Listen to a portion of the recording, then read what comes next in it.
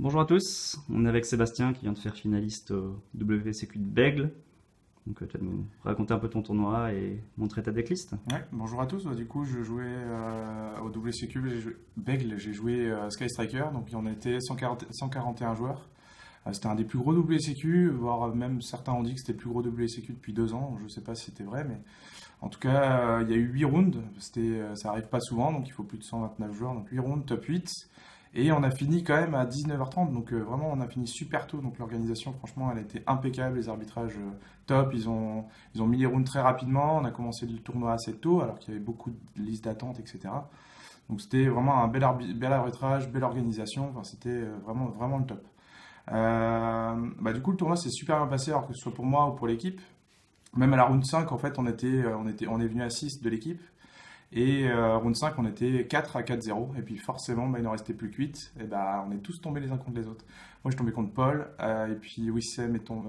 Non, moi, je tombais contre Wissem. Et puis Paul est tombé contre Adrien.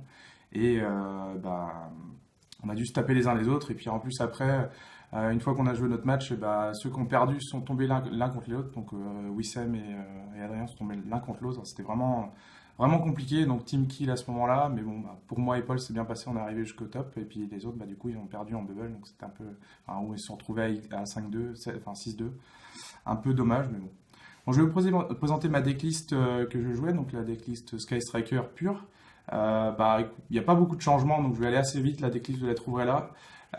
Juste quelques changements par rapport à ce que je jouais à Rochefort. Donc, vous pouvez voir la decklist que je joue à Rochefort. J'explique peut-être deux trois trucs par rapport à ce que je vais vous présenter aujourd'hui. J'ai juste changé, donc j'ai enlevé 3 drôles du main deck et j'ai enlevé Jamming Wave. Alors, pourquoi j'ai enlevé les drôles? Parce que plus de FTK plus trop de FTK depuis la baniste. Donc, j'ai joué Share Drive parce que SS est très présent. Même si c'est pas terrible contre Thunder Dragon, ça reste une carte vraiment précieuse contre le Mirror Match, donc j'ai décidé de la jouer main deck. Et j'ai enlevé Jamming, alors au départ je la jouais, puis finalement, grâce à des prêts, merci Gamin, merci Dorian, j'ai pu jouer 3 impermanences. Donc du coup j'ai décidé de la jouer à 3 pour le match-up Thunder Dragon, parce que c'est le match-up qui me fait le plus peur. La manche 1, c'est très dur de la gagner, pour ça que je joue 3 impermanences main deck pour essayer de gagner la première game. Et puis après ça, en général, ça se passe un petit peu mieux. Mais bon, il y a toujours des petits coups qui peuvent arriver. Je joue pas l'équipement parce que en fait, j'estime que même s'il y a beaucoup de Sky Striker dans la méta, il n'y en a pas besoin pour ce match-up là parce que tu as des Sharp Cannon. Et en fait, ce qu'il faut, c'est juste avoir un gameplay différent contre le Mirror. Du genre, en fait, contrôler ses Kagari surtout. Les jouer vraiment quand tu es sûr qu'elle va passer, que tu vas récupérer une engage et pas faire des Kagari dans le vide qui servent pas à grand chose, récupérer autre chose. Et surtout une Kagari qui peut se prendre une encore ou quelque chose comme ça. Donc faire attention, même si l'adversaire peut. Alors, soit en fait, setup une multi-roll qui a eu son effet, donc il pourra pas chaîner à tes cartes et tu as une Eagle Booster dans la main. Et du coup, il peut faire une encore, mais tu fais Eagle Booster, il peut pas chaîner à l'Eagle Booster, donc ta Kagari elle se résout, il n'y a pas de souci. Ou soit faire en sorte que si t'as pas le multi-roll de setup, tu es sûr qu'il a une seule encore et pas d'autre, et toi tu as l'Eagle Booster derrière.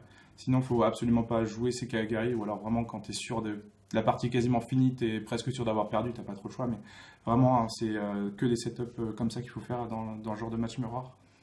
Mon side, je vais vous montrer un petit peu ce que je jouais du coup en side. Donc j'ai changé pas mal de choses. Je jouais 2 Pancratops, qui était un petit peu nouveau.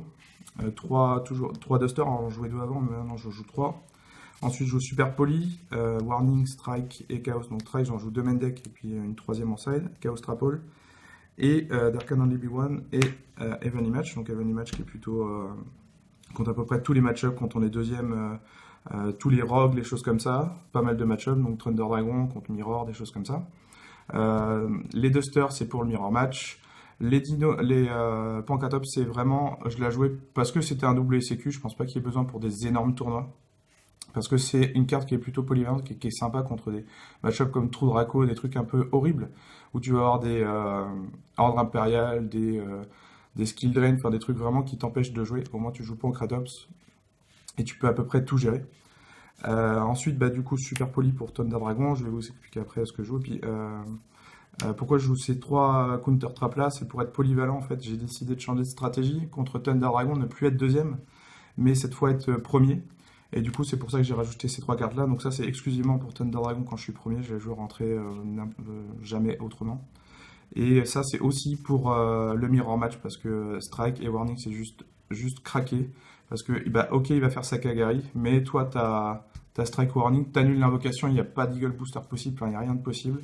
T'es sûr que sa Kagari, elle s'enlève, et du coup, tu lui gères ses Kagari, toi, tu peux faire les tiennes. Et puis, tu gagnes comme ça. Je vous montre exactement ce que je side. Alors, je vais juste montrer pour Thunder Dragon. Pour le reste, ça reste à peu près similaire. Quand je suis premier contre Thunder Dragon, je mets du coup forcément il ne peut y en avoir qu'un.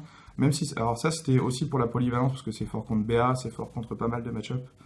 Contre Thunder Dragon, du coup je jouais quand je suis premier super poly. Alors je l'ai beaucoup pioché, ça a beaucoup aidé. Et du coup Warning, Strike et Chaos Trapple. Pourquoi c'est Counter Trap? Parce qu'en fait, ça, souvent, tu vas essayer de l'activer. Alors, des fois, tu n'as pas trop le choix, tu l'actives sur le link. Au moins, tu es à peu près sûr qu'il va avoir qu'un seul Colossus.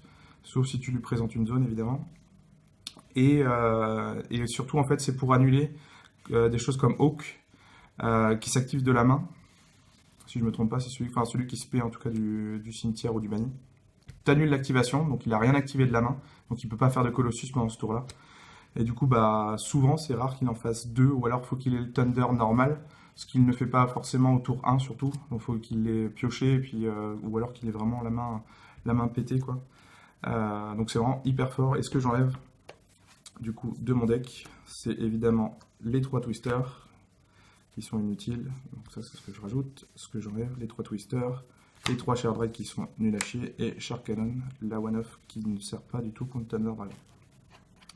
Ensuite, quand je jouais deuxième, donc je rajoutais évidemment pas les counter traps. Par contre, quand je suis deuxième, je rajoutais ça, même si ça peut être un peu moyen, parce que s'il a setup un titan, il peut la péter assez facilement, mais ça reste une carte qui est vraiment trop forte. Donc vu que tu as pas mal de MP, en général, elle peut quand même rester et être vraiment intéressante. Et derrière, en fait, je mettais 3 Emony, qui des fois n'est pas forcément ouf, parce qu'il faut forcément une annulation d'effet, parce qu'il va garder un Colossus pour pouvoir jouer, mais ça n'empêche qu'il n'y a pas grand chose de beaucoup mieux, à part des sphères de rat, des choses comme ça, mais qui sont vraiment pas polyvalentes. Ça, c'est l'image parce que c'est très polyvalent contre plein d'autres matchs. Et ce que j'enlève, bah, évidemment, les 3 Shard Raid et le Shark Cannon. Et les Twin Twisters, en fait, j'ai beaucoup hésité. Je savais pas s'il fallait que je les enlève, que je les garde et tout, parce qu'il y a beaucoup de gens qui commencent à mettre des rivaleries. Du coup, ce que j'ai décidé de faire, c'était d'enlever une seule Twin Twister, comme ça j'en joue 2, au cas où je peux gérer une rivalerie. Et puis en fait, les Twisters peuvent être utiles, où tu vas péter une de tes cartes et péter par exemple ta propre engage, comme ça tu vas pouvoir piocher à ton engage, donc ça te permet de piocher plus facilement. Et du coup, j'ai enlevé les 2 strikes. Alors, je suis encore un peu dubitatif là-dessus, parce que Strike, en fait, une fois que tu as réussi à gérer son board, tu dis qu'au moins Strike, tu peux gérer, bah, il pourra plus faire de Colossus. Mais bon, je pense que c'est pas mal de garder 2 twisters au cas où il joue Rivalry, parce que si tu mets Rivalry et que tu n'as plus de quoi la gérer, bah, tu as juste perdu le match, quoi. C'est juste comme ça, quoi. Voilà, moi je vous présente juste ce side contre Thunder Dragon, et puis bah, je vais remercier évidemment bah, les barons qui nous sponsorisent depuis déjà quelques mois, et c'est vraiment sympa avec eux.